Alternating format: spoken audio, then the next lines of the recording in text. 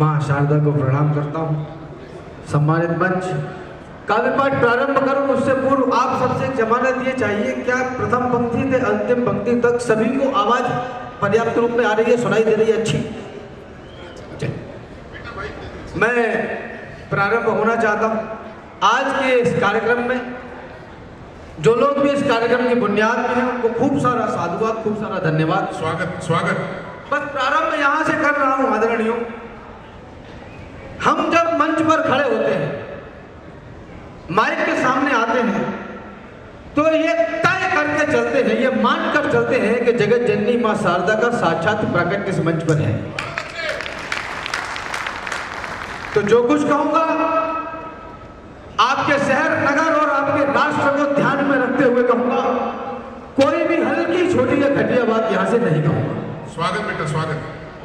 बात सिर्फ इतनी है कि हमारी विचारधारा में, हमारी फिलॉसफी में, हमारे राष्ट्र में ये कहा गया मनीषा में कि चिंता चिता के समान है। लेकिन आदरणीयों, बड़े लोगों, मुझे लगता है कि जब इस देश में दूध की दुकानों से ज्यादा शराब की दुकानें होने लगे तो हमें और आपको चिंता करने की आवश्यकता है।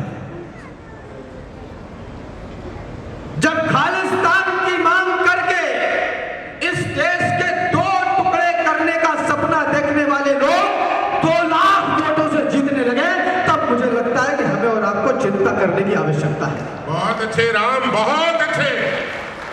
गर्व करिए कि भारतवर्ष में है, जिस मातृभूमि में जन्म मिला, जिससे ऊंचा हो गया भाल, जिस धरती पर आने को लालायित रहते हो महाकाल, जिस धरती पर पग रखते ही हिस्से में यह गौरव आया, इस गौरव के चरणों में मैंने सारा विश्व झुका पाया। यह गौरव सुनो मान का है, यह गौरव स्वाभिमान का है, यह गौरव गौरव दान का है, यह गौरव क्षमा दान का है, यह शस्त्र और संधान का है, राणा प्रताप की आन का है, वीरों के प्राण दान का है, यह सनातनी संतान का है, यह गौरव विश्व प्रधान का है, यह गौरव हिंदुस्तान का है। जिंदाबाद। यह गौरव विश्व प्रधान का है, यह गौरव हिंदुस्तान का है।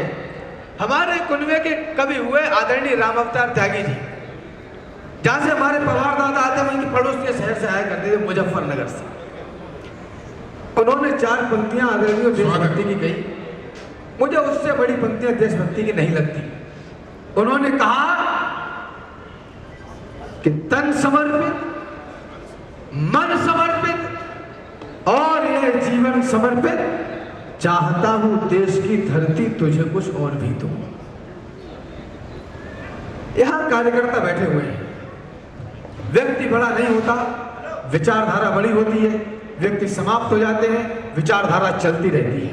कहना केवल इतना चाहता हूं कि मैं इसको क्या दे सकता हूं, मैं इसको क्या दे पाऊंगा। संभव है यह जीवन देकर थोड़ा कुछ मूल्य चुकाऊंगा। जब तक इस तन में रहे प्राण, जब तक है कंठ में तरुणाई, जब तक वाणी में तेज रहे, गाऊंगा इसकी प्रभुताई। जब तक श्वासों की है कतार, जब तक धड़कन के बजे तार, तब तक गाऊंगा बार बार अपने भारत का चमत्कार। माना जीवन क्षणभंगुर है, मरना ही है, मर जाऊंगा, लेकिन वापस आने के लिए देवों के देव मनाऊंगा। जब मान जाएंगे महादेव, मांगूंगा 2 वरदान यही, सब पुण्य कर्म रख लो मेरे और दे दो हिंदुस्तान।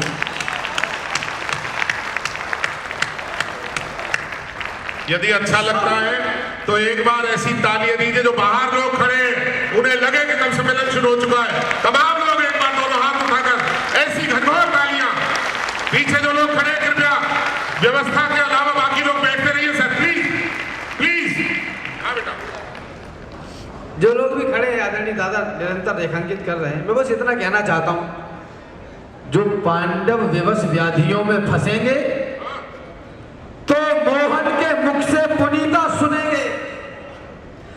जो पांडव विवश व्याधियों में फंसेंगे गीता सुनेंगे और खड़े तो रहेंगे कई लाख कौरव, मगर भारत ही सिर्फ गीता सुनेंगे। जानते हैं एक युग तक झेल कर संताप, रक्त अपना क्रांतिकारी दे गए हैं आपको। चाहते यदि वो कि अपनी जिंदगी सुख में जिए, होटलों में मौज काटे, शाम को मदिरा पिए, तो वो दुश्मन से मिलाकर हाथ जीते शान से। जिंदगी राजाओं सी होती न चाहते जान से, किंतु वे लड़ते रहे बस आपके मेरे लिए। लोग पागल थे जिन्होंने मौत से फेरे लिए और बड़ी कीमत चुकाकर आज का भारत बना। कष्ट जो उनको मिले हमको मिले हैं 100 गुना। दम्भ से कहते हो कि भारत की माटी उर्वरा, क्या मिला इसमें है इसकी कल्पना करिए जरा। इसमें मिला है त्याग और बलिदान लाखों वर्ष का, और इस माटी का हर एक कण बना संघर्ष का। इसमें हजारों नारियों की मांग के सिंदूर हैं, शोक की आस्थाएं, क्रंदन की कथा भरपूर है। दुर्मुहे बच्चों की लाशें, बेटियों की अस्मतें, वृद्ध के सम्मान और युवकों की जलती किस्मतें, गोलियां, तलवार, तोपें और चौड़ी छातियां, शंख रोली और अक्षत आरती की बातियां, की पसीने से सिंचाई इसलिए इसमें नमी। ये पराक्रम श्रेष्ठ है तो बारिशों की क्या कमी, और दूध माओ का मिला है सत्य है ये सर्वदा। गोख के अंकुर मिलाए तो बचाई संपदा।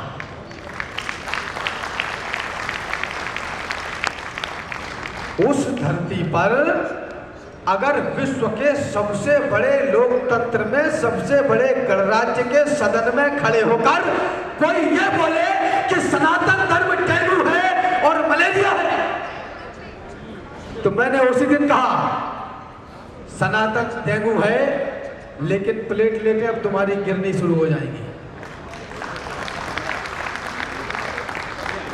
जितने बुरे तुम्हें लगे उतने नहीं है हम। आपकी चेतना जागे। जितने बुरे तुम्हें लगे उतने नहीं है हम। नादान है, भोले भी हैं, पत्थर नहीं है हम, और संबंध पुराने हैं, निभाने हैं, इसलिए हम मौन हैं हर बार, निरुत्तर नहीं है हम। और गंगा की तरह हम तो रहे शिव की जटा में, चुल्लू में सूख जाएं समंदर नहीं है हम। और लड़कर मरे रावण से बचाने को जानकी, हम गिद्ध जटायु हैं, कबूतर नहीं है। बहुत अच्छे बेटा। और माफ करना, आपका आशीर्वाद हम मिलेगा। हम गिद्ध जटायु हैं, कबूतर नहीं है हम राम थे, हम राम हैं, हम राम रहेंगे। राहत नहीं है और मुनव्वर नहीं है हम।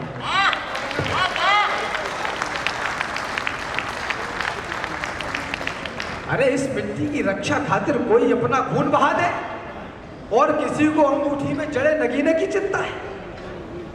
चाहता हूं ये नई पीढ़ी छुए आकाश भी, पहले पढ़े इतिहास को और फिर रचे इतिहास भी।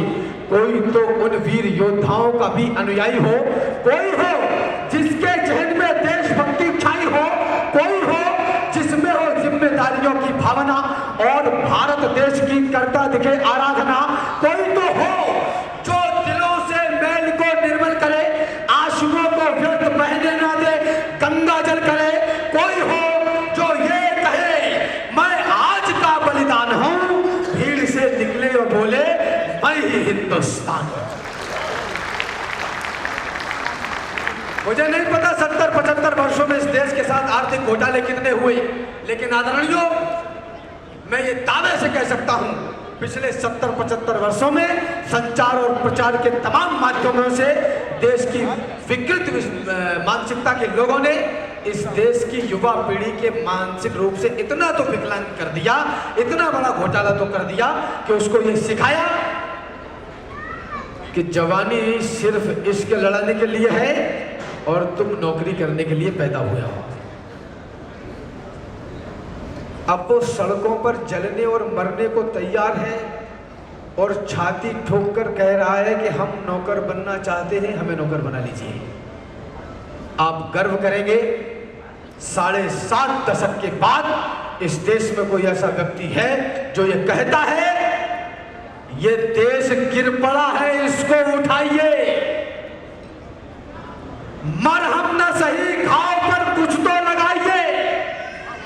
कहते हो मेरे दिल में धड़कता है तिरंगा, किस किस के धड़कता है चीर कर दिखाइए। और बेरोजगार हो तो डिग्रियों को फाड़ दो, इस देश को नौकर नहीं मालिक बनाइए।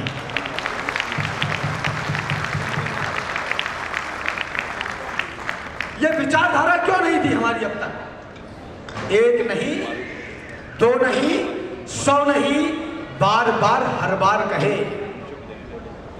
और देश के द्रोही को धिक्कार कहे, प्रतिकार कहे। इस वसुधा को कहे स्वर्ग और स्वर्ग भरा संसार कहे। वह देश धन्य है जिसका राजा खुद को चौकीदार कहे। बहुत अच्छे, बहुत अच्छे, बहुत अच्छे। अभी पिछले चुनावों में लोगों ने कहा, तमाम विपक्ष इकट्ठा हुआ और बोले कि हमारा संगठन नहीं बन रहा है, हमारा संगठन नहीं बन पा रहा।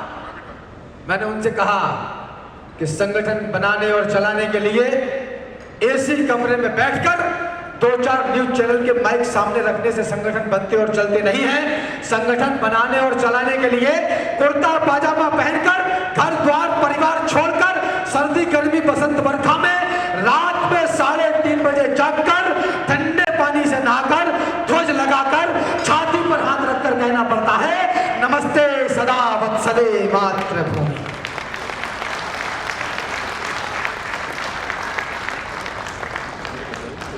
इतिहास भारत का हमको बताता है कि कईयों तूफान आए, आकर गुजर गई। सच्चाई जीती है पुण्य भूमि पर सदैव और हर बुराई के पत्ते बिखर गए। स्वाभिमान पे जो आँच आई तो बुझाई गई। दूध पीते बच्चे भी रण में उतर गए और फौजें सिकंदरों की नदी भी न लांग पाई। राम जी के बंदर समंदर पार कर गए। बहुत अच्छे, बहुत अच्छे राम, राम बहुत अच्छे बेटा। गुणगान की 10 लाख बातें हो सकती हैं, लेकिन आदरणीय एक बात कहना चाहता हूं। भारत में आस्था का था प्रतीक जो युगों से। कल्पना करिए, लोग मुझसे कहते हैं कि राम बड़ी युद्ध की तीर तलवारों की बात करते हो, तुमने कितनी लड़ाइयां लड़ी हैं। मैं लड़ाई लड़ता हूं और 5 वर्ष में एक बार लड़ता हूं और मुझे ये खूब पता होता है कि बटन कौन सा दबाना है। उत्तर प्रदेश से आता हूं मैं, इटावा से। माफ करना, समाज का नेतृत्व करने वाले बड़े लोग बैठे हैं। हमने 1.5-2 दशक पहले उत्तर प्रदेश में वो माहौल देखा जब विद्यालय और विश्वविद्यालय के बाहर काले कलर की स्कॉर्पियो खड़ी हो जाती थी और यह तय किया जाता था कि आज किस बहन को उठाना है, किस बेटी को उठाना है। लेकिन पिछले 1.5 दशक में हमने कुछ किया हो चाहे न किया हो, लेकिन हमने अब बुलडोजर चलाना सीख लिया है। किसी की हैसियत नहीं है कि रात में आग उठा के। बहुत अच्छे राम। यदि राम अच्छा लग रहा हो तो एक बार, बहुत सारे लोग बाद में आए हैं, थोड़ी तालियां दे दीजिए। बस मैं ये चाहता हूँ राम पहुंचे हो गुड़गांव के दिल तक। ये तालियां इस बात की परिचायक है। क्या चाहते हैं हम? बंगाल जाए, केरल जाए, अरुणाचल खालिस्तान कटे, हाँ बेटा, यह नवल रूप भारत माँ का फिर से टुकड़ों में छटे बटे, फिर से मुर्दों से भरे ट्रेन। वो लोग जिंदा हैं जो कह रहे हैं कि हम देश के टुकड़े करेंगे। हाँ बेटा, फिर से मुर्दों से भरे ट्रेन, फिर से कुत्ते लाशें खाएं, फिर से हम अपने बच्चों को जिंदा दीवार में चिनवाएं, फिर से दिल्ली हो हरी और फिर हरा हरा दीवान बने, फिर से चाटे तलवार खून, फिर से मंदिर शमशान बने। है कौन कौन तैयार यहाँ आंखों को पुनः सेकने को, फिर से बच्चों को भालों की नोकों पर टंगा देखने। भारत में आस्था का था प्रतीक जो युगों से, आप सोचिएगा वही खानदान कैद था। कैद था समाज का वो अंग, सोचिएगा आप रंग वेश में वो विश्व का प्रधान कैद था। कैद थी वो आस्था जो आपकी हमारी भी थी। आस्था के संग संग में गुमान कैद था हमारे कैद में नहीं थे, 100 करोड़ हिंदुओं का स्वाभिमान कैद था। बहुत अच्छे। 100 करोड़ हिंदुओं का। मैं ये नहीं कहता कि जाकर के महामारी करो, पर युद्ध तय है, युद्ध की पुरजोर तैयारी करो।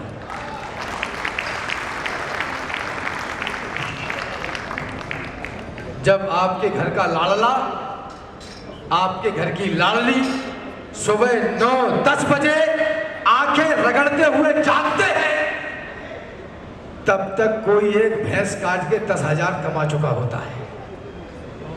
ताली बजाओ।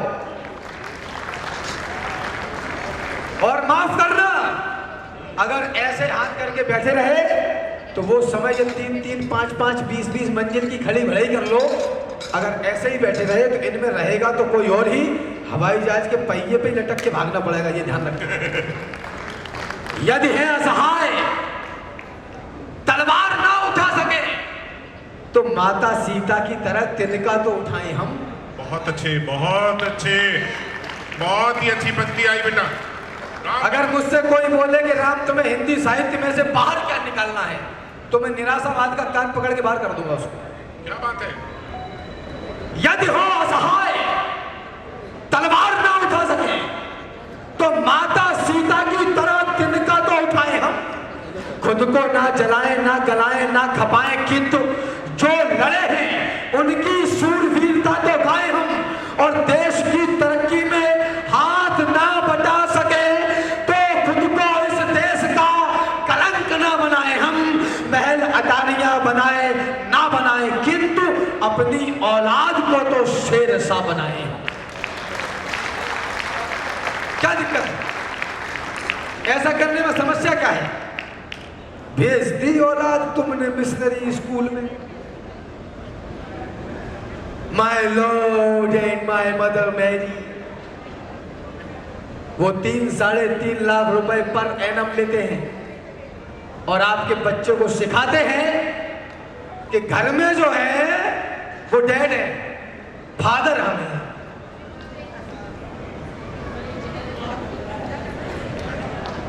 जो घर में है वो डैड है, फादर हम हैं। माफ करना, दूध वाले देश में पानी बिकेगा बंद होके, गालियां विचरण करेंगी एक सुनहरा छंद होके। क्या बात है। देवियां पूजेंगे पर नारी सताई जाएगी। भारतीयता अब यहां ऐसे निभाई जाएगी, घोड़े लदेंगे और गधे दौड़ेंगे लंबी रेस में। इस तरह से उन्नति आएगी भारत देश में। बहुत अच्छे। भेज दी औलाद तुमने मिशनरी स्कूल में, है बहुत ही कष्टकारी आप औंधी भूल में।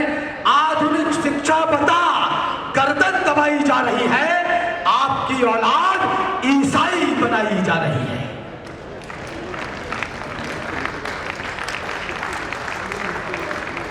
अरे अब नहीं चेतोगे तो फिर देर होगी। भाग्य रूठेगा व रूठेगी भवानी, रूठ जाएगा अमर पौरुष तुम्हारा, फिर कहो किस काम आएगी जवानी। अरे इतिहास में कौन सा संशय दिखा है, किस बात की इतनी समीक्षा कर रहे हो? जिंदा रहते चील कौवे नोच खाएं, क्या उस अवस्था की प्रतीक्षा कर रहे हो?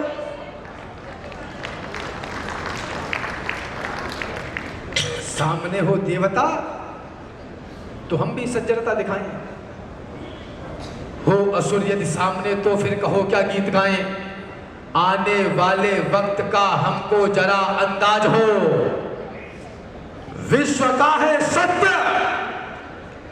और जिन लोगों को लगता हो, अब तो खैर माहौल बहुत अच्छा है, वरना 1.5-2 दशक पहले ये कहा जाता था ये तो कट्टरता की बातें करता है, कट्टरता की, मानवता की, ह्यूमैनिटी की और इंसानियत की बात करने वाले ये तमाम लकड़बग्गे। एक संगठन आतंकवादी ISIS, उसने जब AK-47 के दम पर एक देश पर कब्जा कर लिया तो ये चमन लोग उनके साथ मिलकर व्यापार करने लगे। और हमसे कहा जाता है कि आप शांति बना के रखिए। ये सच है कि दुनिया में पैरोकार शांति के होंगे, लेकिन कुछ किरदार वीरता और क्रांति के होंगे। कुछ होंगे जो खिले हुए फूलों की बात करेंगे, कुछ फूलों के रक्षा में सूलों की बात करेंगे, कुछ बसंत के मौसम वाले गीत कहेंगे प्यारे, कुछ पतझड़ से भी लाएंगे चुनकर फूल हजारे।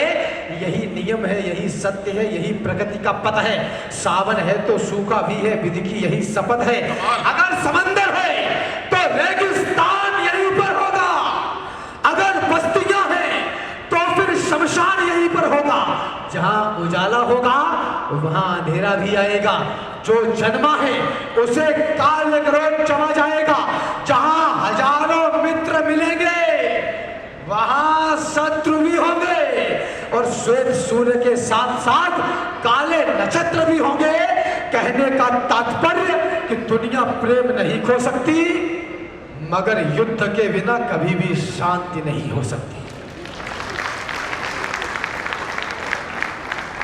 मैं ये नहीं कहता कि जाकर के महामारी करो, पर युद्ध तय है।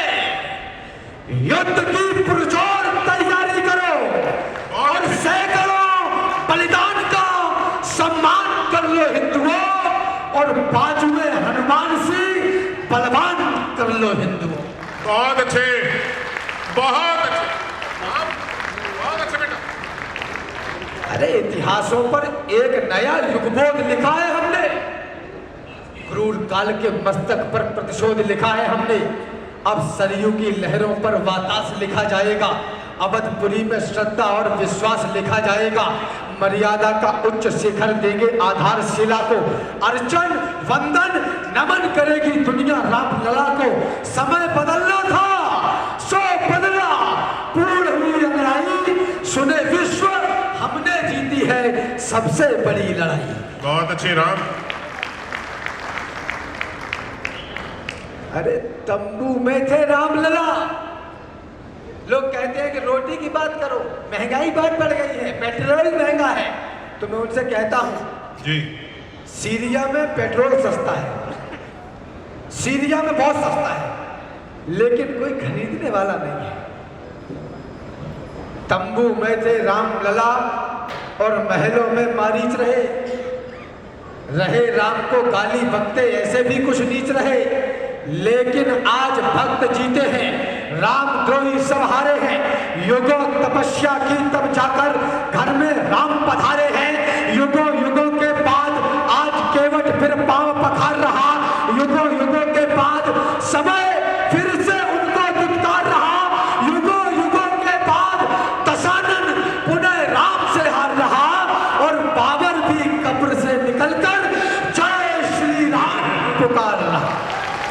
जय जय श्री राम, जय श्री राम, जय जय श्री राम। ऐसे मत बोला करो, बुरा लग जाता कुछ लोग। पढ़े लिखे हैं, पीएचडी होल्डर्स, इंटेलेक्चुअल्स बोले कि जय श्री राम के नारे में हिंसा है। ये उन्होंने नेशनल टेलीविजन से बोला। बहुत पढ़े लिखे लोग हैं, बोले जय श्री राम के नारे में हिंसा है। तो मैंने उनसे कहा, ये कहा गया कि हिंसा है जय जय श्री राम के नारे में। यह नारा नहीं लगा सकते तुम भारत के गलियारे में। ये विद्वानों ने कहा कि जो भी इस नारे को गाएगा वह शांति प्रिय इस भारत में हिंसक ही माना जाएगा। हम हिंसक हैं तो बने रहे, हम राम बिना किस काम के हैं। हम हिंसक हैं या प्रतिहिंसक, जैसे हैं अपने राम के हैं। बहुत अच्छे राम, बहुत अच्छे। चर्चा बंद करो। कहा कि राम देश में सब कुछ सही है, अब भाईचारे की बात करो। एक भाईचारा पढ़ना चाहता हूं, अगर आगे से पीछे तक आप लोग आदेश करें तो निवेदन करिए। एक बार आपकी तालियां उठे, मैं पढ़ना चाहता हूं। और मेरा दिल देखना, भाईचारा पढ़ना। तुमने मंदिर तोड़ दिया था, जाओ तुमको माफ किया। हाँ बेटा, राम थोड़ा फास्ट। तुमने मंदिर तोड़ दिया था,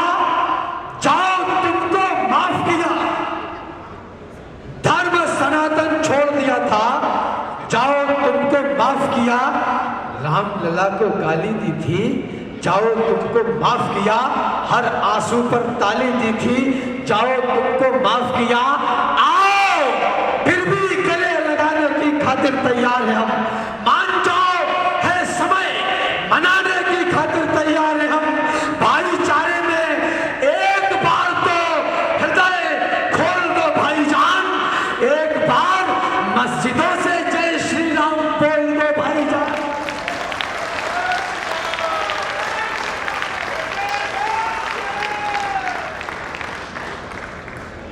हमारी और आपकी मुखरता का परिणाम यह है, हमारे और आपके मुंह से राम निकलने का परिणाम यह है कि जो बॉलीवुड अभी तक कुंदी मत खड़काओ राजा सीधा अंदर आओ राजा गाया करता था, वो गाता है कि राम आएंगे तो अंगना सजाऊंगी।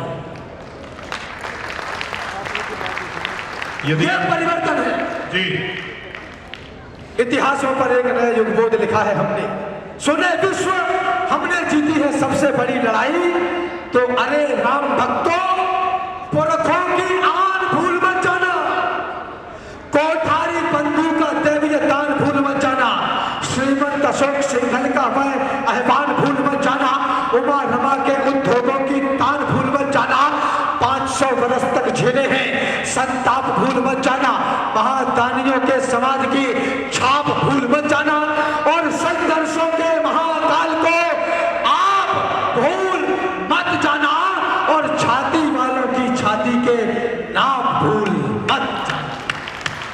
बहुत अच्छे, बहुत अच्छे।